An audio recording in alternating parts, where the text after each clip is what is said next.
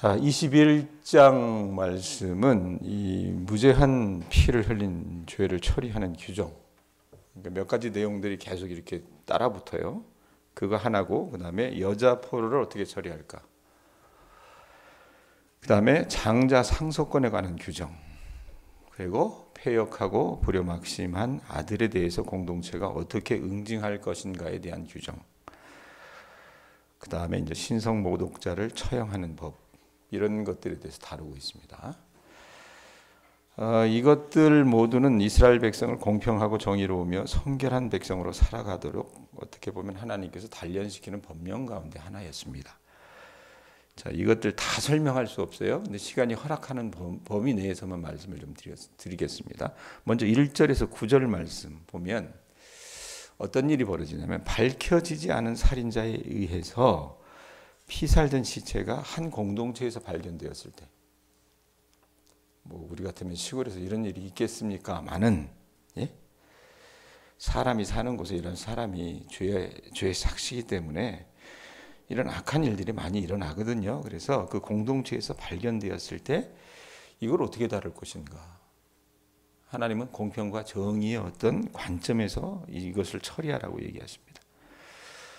자, 백성과 그들의 거주지인 땅이 어떤 연대적인 어떤 성결을 요구하신다는 규정이라고 얘기를 해요. 달락의 요지는 해결되지 않은 살인 사건, 그 다음에 심판되지 않은 범죄는 누가 해결되지 않은 살인 사건과 심판되지 않은 범죄는 공동체를 더럽힌다는 겁니다. 공동체를. 그러니까 적법한 더럽혀진 공동체는 적법한 절차를 통해서 그 범죄로부터 깨끗하게 되어야 된다는 것을 말씀해 가지고 얘기를 해요. 한번 보세요. 4절 보면 뭐라고 얘기합니까? 읽어보세요. 그 성읍의 장로들이 물이 항상 흐르고 갈지도 않고 씨를 뿌린 일도 없는 골짜기로 그 송아지를 끌고 가서 그 골짜기에서 그 송아지의 목을 꺾을 것이요. 자, 신원미상의 시체가 발견이 된 거예요. 그런데 이 사람을 누가 때려 죽였는지 몰라요. 근데 이게 우리 옆 동네에 이렇게 발견이 됐다 칩시다. 그러면 지금 동양 같은 경우는 무주로 가나, 그 다음에 어떻게 해요? 장수로 가나, 진안으로 가나, 거리가 다 엇비슷하잖아요. 그러면, 야, 이거 누가, 어느 동네에서 책임을 질 거야? 이러면 어떤 상황들이 벌어지냐면, 이제 자를 가져와서 재는 겁니다.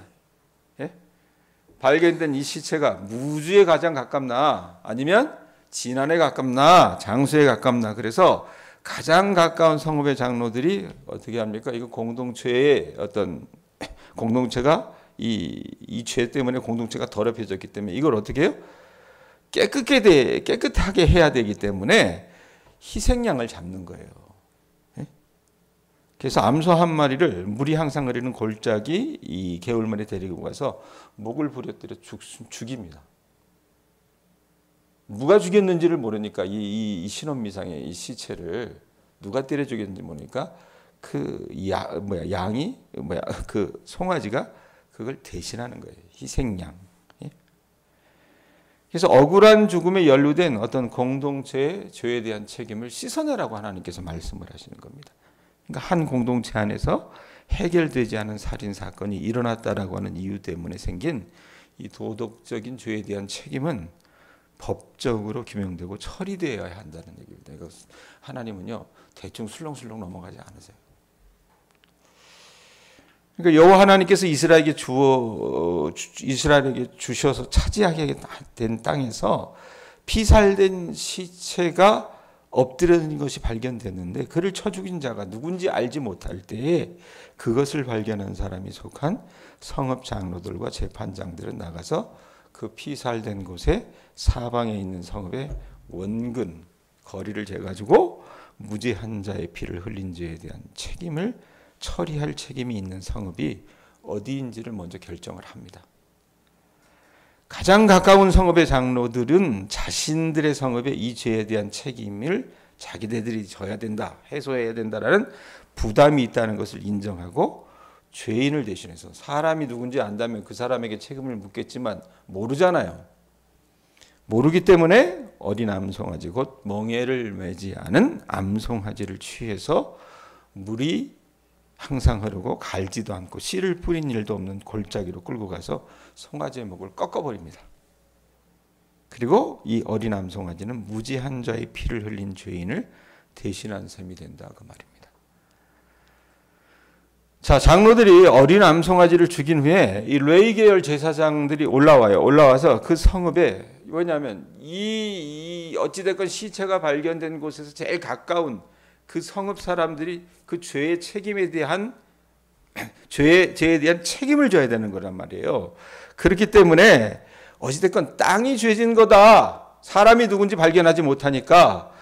그래서 제사장이 올라와서 이렇게 어린 양이 대신해서 그 죄를 담당하고 갔기 때문에 성읍에 이제는 제사장이 어떻게 부정하게 된 그 땅에 복을 선언하는 겁니다. 그래서 모든 소송과 투쟁은 종결될 수 있다라고 얘기를 해요. 그래서 피살된 곳에서 가까운 성읍의 모든 장로들은 그 골짜기에서 목을 꺾은 암송아지 위에 손을 씻고 이렇게 기도합니다. 그게 어디에 7절 8절이에요. 어떻게 기도한다 그랬습니까? 한번 읽어보세요. 읽습니다. 시작. 말하기를 우리의 손이 이 피를 흘리지 아니하였고 우리의 눈이 이것을 보지도 못하였나이다. 여호와여, 주께서 속량하신 주의 백성 이스라엘을 사하시고 무죄한 피를 주의 백성 이스라엘 중에 머물러 두지 마옵소서 하면 그 피 흘린 죄가 어떻게 된대요? 사함을 받으리니. 아이, 뭐 이렇게 복잡해. 뭐 이렇게까지 해야 돼? 이렇게 생각하지만 하나님 나라, 여러분, 하나님이 이 규정하신 이 법령을 가지고 오면 이게 필요했다는 겁니다. 공동체에. 그래서 이런 어떤 소정의 정결의식과 하나님의 용서를 구하는 기도를 그 공동체의 장로들이 제사장 앞에서 드리기 시작하면 그 피 흘린 죄가 어떻게 해요? 하나님께서 들으시고 그 피 흘린 죄를 사해 주신다는 얘기입니다. 그래서 공동체는 도덕적으로 죄에 대한 책임을 면하게 된다라고 말씀하는 게 이 내용이에요. 앞에서 1절부터 9절까지 내용이라고 말입니다. 그러니까 기도의 말씀과 속죄의 희생제사는, 희생제사라는 행동이 하나님의 용서를 어떻게 해요? 불러일으키게 되고, 그렇게 해서 공동체는 자기 순결성을 지켜나가게 되는 겁니다. 자, 이게 왜 하나님께서 이걸 이스라엘 백성들에게 주지시킬까? 여러분, 이 율법의 근본 정신은 뭐냐면 공동체 내에서 억울하게 죽임을 당하여 피 흘리는 일이 결코 일어나서는 된다, 안 된다? 안 된다는 겁니다. 이렇게 공동체의 범죄를 처리하는 재판 절차에 관한 지침은 공동체로부터 악을 어떻게 해요? 근절시키려고 하는 목적이 있습니다.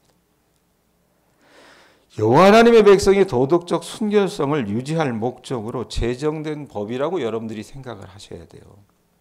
나하고는 상관없잖아, 이런 생각을 하는데 이걸 우리 일상에서 어떻게 찾아볼 수 있을까?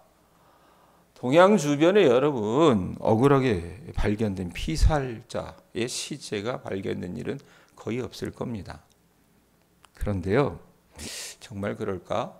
어제가 여러분 며칠이었습니까? 며칠이었어요? 우리 할머니들은 몰라요? 며칠이었어요? 할머니들이라는 얘기 하지 말라 그랬지. 며칠이었어요? 4월 3일이었죠. 오늘이 4월 4일이고. 이 4월 3일은 여러분 무태서 살고 있는 우리네들에겐 별 의미가 없는 날일 수도 있겠지만 제주도 사람에게는 잊을래야 잊을 수 없는 날입니다. 무슨 말이냐? 제주도에 가면요, 독특한 풍습이 하나 발견됩니다. 그게 뭐냐면 온 동네 사람들의 제삿날이 한 날로 같은 날을 그들이 합니다. 4월 3일입니다. 4월 3일에 수많은 사람들이, 무고한 사람들이 죽어갔습니다.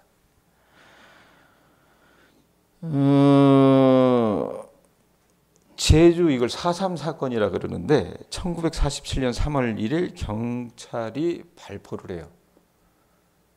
총을 쏴가지고 민간인들, 이 남노당, 이 공산당의 잔재를 토벌한다, 뭐 이래가지고 발표함으로 인해서 이 경찰 서북 청년단의 탄압에 대한 어떤 저항과 단정 반대를 기치로 1948년 4월 3일 남로당 제주도당 무장대가 봉기한 이래 이게 여러분 한국전쟁 끝나고 나서도까지 1954년 9월 21일 한라산 금족 지역이 전면 개방될 때까지 제주도에서 발생한 무장대와 토벌대 간의 어떤 무력 충돌과 그 토벌대 진압 과정에서 수많은 주민들이 희생당한 사건입니다. 근데 안타까운 건 뭐냐면요. 이게 노무현 대통령 이전까지는요. 이 억울한 죽음에 대해서요. 책임 규명도 하지 않고요. 국가가 그렇게 한 거거든요. 아무 어떤 책임도 묻지 않았습니다. 노무현 대통령 그 참여정부 때에 들어서야 비로소 국가가 이건 우리가 잘못했습니다라고 책임을 인정합니다. 제주도 사람들을 모아놓고. 이전까지는 그러지 못했어요. 놀랄만한 것은 여러분 또 뭔지 아셔야 되냐면 이 4.3 사건을 일으킨 장본인이 요즘 보수 기독교가 그렇게나 재조명하고 우상화하고 있는 이승만의 허락에 의해서 저질러진 만행이라는 겁니다.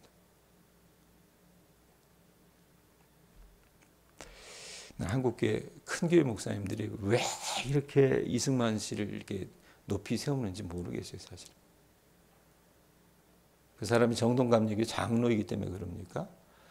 그러니까 역사의 공과관은 여러분 우리가 분명히 밝혀야 돼요. 여러분들이 무지해서 우리가 모르니까 어떻게 목사님 또 이상한 소리 한다 이럴 수 있는데요. 만약에 생각을 해보세요. 내 부모가 내 형제가 아무 죄가 없는데 한 지도자의 어떤 실책으로 인해서 죽임을 당했다고 한번 생각을 해보십시오. 참아낼 수 있겠어요? 근데 이승만 씨가 그 역할을 했다는 얘기입니다. 그리고 아까도 말씀드렸지만 이 하수연 역할을 한 무장 토벌대의 주축이 누구였냐면 서북청년단이라고 하는 사람들이었어요. 이 사람들도 불쌍한 사람들이긴 해요. 왜냐하면 북한이 공산화되면서 자신들이 갖고 있던 대부분의 땅과 재산을 빼앗기고 남쪽으로 어쩔 수 없이 이제 내려옵니다. 내려오다 보니까 어떻게 해요? 공산당에 대한 이 원한이 있는 거예요. 그래서 이 사람들이 요즘 시대로 얘기하면 흑화했어요. 거물흑자, 델화자 이래가지고 흑화한 이 기독교도 실향민이 서북 청년단입니다. 이 사람들이 내려와서요. 만약 공산당에 기억자만 붙였다라고 하는 것들이 들리면 어땠습니까? 사람들을 그렇게 무고한 사람들을 잡아 죽였어요. 황석영 씨가 쓴 이 손님이라고 하는 소설이 있습니다. 거기 보면요. 황해도 신천에 어떤 일이 있었냐면 이 서북청년단이 북한 김일성 정권에서 밑으로 내려오잖아요. 가진 거 다 뺏기고 내려오니까 원한이 쌓인 거예요. 그래서 제주도에서만 그런 일들을 저지른 게 아니라 나중에 인천 상륙작전 있고 나서 올라가지 않습니까? 남쪽의 군대가 올라가고 났을 때 황해도에 신천이라고 하는 곳이 있어요. 거기서 안가품을 하는데 어떻게 했냐면 일제시대 때 여러분들 방공호라고 하는 걸 만들어놨습니다. 그러니까 땅 밑에 어떻게 해요? 그냥 굴을 파놓은 거예요. 그래놓고 거기에 사람이 쉴 수 있는 수구멍 정도만 만들어놨는데 이 사람들이 다시 올라가서 인천 상륙작전이 되고 자기네들이 땅을 찾을 수 있을 거라고 생각해서 다시 올라가고 나니까 어떻게 되냐면 자기 마음에 안 드는 사람들, 무고한 사람들 어떻게 해요? 방공 속에서 집어넣고 기름을 부어가지고 그냥 태워 주겠어요. 그러니까 여러분 우리나라의 이 아픈 역사가 굉장히 많아요. 굉장히.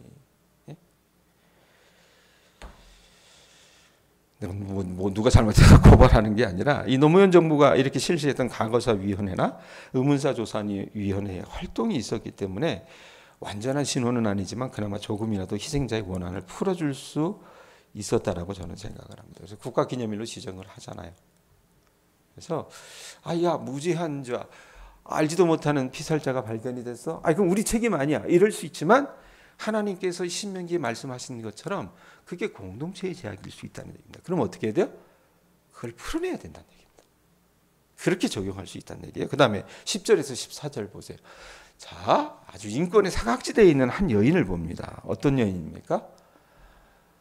전쟁에 나가가지고 이스라엘 백성들이 승리할 경우 포로로 잡혀온 여인이 있을 거 아닙니까? 자, 그런데 이 여자가 어떻게 해요? 미색이 아주 기가 막힌 거예요. 옛날에 김현희 씨라고 하는 사람이 있었잖아요. 칼기 858기 폭파했던 사람. 그 사람 어땠습니까? 이 자갈 채워가지고 김포공항에서 비행기 태우고 내려왔었을 때 남자들이 어땠어요? 그냥 그 미색에 반해가지고 내가 결혼하겠다고 그렇게 자원하는 사람들이 많았다 그랬잖아요. 비슷한 일들이 벌어진 겁니다. 예? 이렇게 그런 여자를 아내로 삼는 경우와 아내의 지위를 박탈하는 과정에서 연루될 수 있는 어떤 야만성. 인간이 굉장히 여러분 야만적이거든요. 그것을 어떻게 완화할 것인가. 모세 율법이 그걸 다루고 있어요. 이스라엘 남자가 적군과의 싸움에서 사로잡힌 아름다운 여자 포로를 보고 사랑하는 감정이 생겨요. 그래가지고 저 여자 내 아내로 삼고 싶다라는 마음이 생기면 어떻게 합니까? 그녀를 자기 집으로 데려가서 머리털을 밀고 손톱을 베고 포로의 의복을 벗겨줘야 하는 그런 의식을 삼습니다. 그리고 그녀를 집에 들여서 같이 살되 그녀가 어떻게 하라 그래요? 자신의 고향 부모, 죽은 그 부모를 위해서 한 달 동안 내곡할 수 있도록 그 시간을 준 후에 아내로 삼을 수 있게끔 그렇게 하나님이 허용하시게 합니다. 자, 그런데 그렇게 아내로 살다가 어떻게 해요? 남자들이 변덕스럽잖아요. 그래가지고 더 이상 사랑하지 않는 경우가 발생할 경우, 그래서 난 이 여자하고 살 의향이 없다 이러면 어떻게 해요? 이거 노예와 같은 신분 아니겠느냐 생각을 하지만 그렇게 하면 안 된다는 얘기입니다. 마음대로 가게 하되 결코 노예처럼 돈을 받고 팔지 말라는 얘기입니다. 왜냐하면 그 이스라엘 남편이 이 여자를 욕보였기 때문에 종으로 취급해서는 안 된다는 내용이에요. 그게 14절에 나와요. 14절. 14절 한번 읽어보세요. 읽습니다. 시작. 그 후에 내가 그를 기뻐하지 아니하거든 그의 마음대로 가게 하고 결코 돈을 받고 팔지 말지라. 내가 그를 욕보였은즉 종으로 여기지 말지니라. 자, 이게 뭐냐면 포로로 잡혀온 여인의 인권에 대해서 배려하고 있는 것이고 그녀를 어떻게 마음에 안 들어서 소박하는 옛날에 소박 맞았다 그러잖아요. 소박하는 어떤 일들이 있다 하더라도 그 과정에서도 최소한의 너희들이 하나님을 믿는 백성들이라면 그 인권의 사각지대에 있는 그 여인에게도 최소한의 공평과 정의를 보여줘야 된다는 얘기입니다. 그 다음에 15절에서 17절 말씀 보면요. 어떤 이야기가 나냐면 장자상속의 법이 있어요. 이스라엘 백성들은요. 자식들을 낳았다 쳐요. 백군사님의 아들이 셋이에요. 예? 딸이 둘이고 옛날 같으면 어떻게 해요? 장자에게 이렇게 요즘은 뭐냐면 이게 5분의 1로 나눠주거든요. 딱딱 5이면 백군사님이 돌아가시면 유산을 준다고 했을 때 5분의 1로 나누는데 옛날은 이렇게 안 했다는 얘기입니다. 자, 이스라엘 백성들도 이 장자상속법이 있었는데, 자, 보아요. 이제, 우리나라 같은 경우도, 여기 동양에도 그런 사람들이 있잖아요. 여자 하나로도 만족하지 못해서 둘씩, 셋씩 데리고 살았던 사람들이 있습니다. 자, 그럼 어떻게 해요? 야곱도 여러분, 아내가 넷이었잖아요. 그 중에 사랑했던 사람은 첫째 아내가 아니었습니다. 레아가 아니고 누구였어요? 라헬이었단 말이에요. 자, 그러다 보면 어떤 일이 발생을 하냐면 레아 같은 경우는 거의 소박맞은 아내처럼 살았잖아요. 예? 그래서 이 소박맞은 아내의 아들이라도 그가 장자다 그러면 어때요? 나는 이 여자 사랑하지 않아. 그러니까 저 새끼도 내 마음에 들지 않아. 이게 아니라 어떻습니까? 그게 첫 여인의 아내에서 낳은 장자라면 그 장자의 상속을 해줘야 된다는 얘기입니다. 17절 보세요. 뭐라고 얘기합니까? 반드시 그 미움을 받는 자의 아들을 뭐로 인정하래요? 장자로 인정하랍니다. 그래서 자기 소유에서 그에게 얼마를 주래요? 2몫을 줄 것이니. 보통 다른 자녀들이 2몫을 주는 거예요. 상속분은. 성경에서 말하는 장자 상속은. 그래서 그렇게 하는 이유는 뭐라고 얘기합니까? 그 장자가 자기의 기력의 뭐래요? 시작이기 때문이라. 장자의 권리가 그에게 있습니다. 하나님이 이렇게 어떻게 해요? 딱 중치를 박는다 그 말입니다. 자, 그 뒤에까지 설명하고 싶지만 시간이 많지 않아서 오늘은 여기까지 했으면 합니다. 정리합니다. 종이 꺼내 보세요. 종이 꺼내 보시면 여러분들 한글 읽는 것도 버거 죽겠는데 거기다 한자를 써놨잖아요. 법자, 법이라고 하는 법자입니다. 그게 한자가 법 해놓고 가로 열고 우리가 잘 한자를 이해하지 못하신 분들 이상한 글자가 있어요. 이게 법이라고 하는 법자예요. 근데 이걸 파자한다 그러죠. 이렇게 분해하면은 이게 어디에서 유래가 되냐면 법자를 파하면요. 거기 물 숫자 삼수변이라고 그래요. 이렇게 점 3개 있는 거 그게 물 숫자를 어떻게 해요? 간략하게 나타내는 이 한자입니다. 물 숫자 변에 제거한다고 했을 때 거자가 합해진 게 이 법자입니다. 여러분 우리가 물의 생김새를 알아요. 물은 어떻습니까? 평평해요. 물의 특성은 뭡니까? 높은 데서 낮은 곳으로 흐르는 것이 물의 본성입니다. 거라고 하는 말은 제거한다고 할 때 그 거자, 갈 거 할 때 그 거자인데 이 치라고 하는 말에서 유래됐다 그랬는데 치는 뭐냐면 그 밑에 보면 그림 나오죠. 제가 뭐 할 일 없이 그림 그려 거기 복사를 해놨겠어요? 광화문 앞에 가면 뭐가 있어요? 해태상이 있어요. 네? 해태상이 있어요. 근데 이 해태라고 하는 여러분 이 전설 속의 동물인데 이건 뭐냐면 중국 묘족의 설화에 등장하는 동물인데 이 동물은요 해태라는 동물은 재판에서 옳고 그름을 판결해 가지고 옳지 않은 사람을 제거한다는 신화 속의 동물을 해태라고 얘기합니다. 여러분들이 보는 그 그림의 동물이라는 얘기입니다. 그래서 이렇게 법이라고 하는 이 글자의 어원적인 의미를 그렇게 종합해서 보면 법은 물과 같이 모든 사람에게 공평하게 아래로 흐르면서 옳고 그름을 판단하여 옳지 않음을 제거하는 것을 법의 정신이라고 얘기합니다. 이걸 왜 얘기했느냐?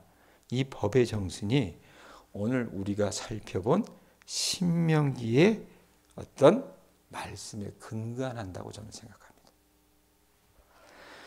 여러분 교회라는 공동체를 어떻게 생각하십니까? 어떻게 생각하세요? 요즘 제가 변질된 교회의 속성을 비판하면서 교회가 조폭 집단만도 못하다. 마을회관 정도의 수준도 되지 않는다라고 하는 그런 표현을 한 적이 있었습니다. 조폭들은 여러분 을이라도 있어요. 마을회관은 어떻습니까? 공동의 이익에 눈이 멀어서 그렇게라도 끌려가면 좋을 것 같은데 교회는 어떻습니까? 그런 의리도 찾아볼 수 없고 일치되는 모습도 보여주지 못할 때가 많다는 얘기입니다. 하지만 신명기에서 보여주는 신앙 공동체의 모습은 여러분 우리가 요즘 보여주는 그런 저열한 모습이 아니었다는 얘기입니다. 공동체 성경 읽기 하면서 여러분 사사기 말씀 읽어보셨어요? 사사기 끝에 가면 백성들이 어떻게 합니까? 자기 소견에 옳은 대로만 행합니다. 그게 우리가 믿는 믿음의 공동체에서도 나타날 수 있습니다. 여기 오니까 교인들이 어떻게 해요? 자기만 사랑해달라고 얘기합니다. 그 말을 달리 바꾸면 여러분 어떻게 해요? 자기 소견에 옳은 대로 행하는 모습일 수 있다는 얘기입니다. 오늘 말씀 보시면서 아셔야 될 게 있어요. 교회 공동체는 도덕적으로 순결해야 합니다. 그리고 최소한의 공평과 정의를 드러내야 하는 것이 교회 공동체의 모습이라는 것을 여러분들이 아셔야 합니다. 초대교회가 여러분 어떻게 비주류에서 어떤 주류로 변화하고 승격됐는지 아십니까? 그들이 처음에는 오해받았다 그랬어요. 뭐 주님의 살과 피를 먹는다고 해서 식인종이라고 하는 얘기를 들으기도 했고요. 그냥 액면 그대로 그 얘기를 들으니까요. 아니면 그냥 형제가 형제를 보고 형제라고 그러고요. 자매라고 그러고요. 이러니까 저거 동성애 집단 아니냐 이런 오해를 받았어요. 그런데 그런 오해를 받고 핍박을 받을 때도 있었지만 그들이 여러분 주류 공동체가 된 이유는 뭐냐면 그들은요 그런 핍박과 박해 속에서도 교회 공동체의 순결과 공평, 정의를 지켜나가는데 그때 당시에 어느 종교 집단이나 어느 공동체보다도 앞장섰기 때문에 그것이 다른 어떤 것보다도 여러분 승하였기 때문에 최고였기 때문에 그것이 기독교가 어떻게 해요? 주류로 발전할 수 있었다는 얘기입니다. 말씀 맺습니다. 여러분 동양 교회를 포함한 한국 교회가 하나님의 이런 공평과 정의를 드러내고 순결한 공동체가 될 수 있기를 주님의 이름으로 축원드립니다. 교회는 그렇게 돼야 되는 거예요. 아셨어요? 내가 하고 싶은 대로 나만 사랑받기를 원하는 건 교회가 아닙니다. 아닙니다. 그러니까 여러분들 최 목사 싫을 거예요. 왜? 내가 하고 싶은 대로 내가 듣고 싶은 얘기를 좀 하지. 왜 자꾸 내가 듣고 싶지 않은 얘기만 할까? 이유가 있습니다. 여러분, 교회는 교회다워야 합니다. 아셨죠? 그래서 여러분들이 믿음 생활하고 살아나가실 때 여러분들의 삶이 여러분들 주변에 있는 사람들에게 믿는 사람들의 본이 될 수 있기를 바라고 우리 공동체가 그런 공동체가 되실 수 있기를 주님의 이름으로 축원드립니다.